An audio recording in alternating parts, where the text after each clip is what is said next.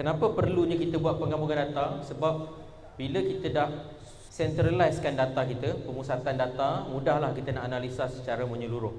Kalau data tu berpecah, kita tak boleh dapat comparison data. Data HR satu, data finance satu. Bila nak buat analisis tak boleh nak compare, tak boleh nak jumlahkan kedua-duanya. Contoh nak tahu bilangan staff, so tak boleh lah.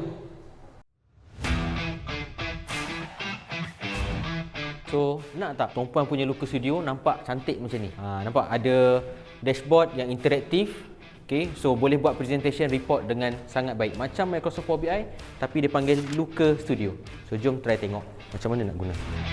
Okay, so dekat sini ada kita punya file system kita. So kita boleh buat carian. Katakan saya nak buat carian untuk bulan Februari. Okay, so data kita tadi bulan Januari. Nak tengok tapisan data. Okay, so ini adalah hasil maklumat. Lepas kita buat carian lah, maksudnya report kita. Boleh juga kalau graf kita interaktif. So kalau kata-kata saya klik satu kategori dekat sini, okay, so mudah untuk kita tengok data. So kalau nak buat file Looker Studio yang cantik macam ni, file dashboard yang cantik macam ni, boleh join training dengan kami. Kami ada buat training in-house untuk government, untuk syarikat.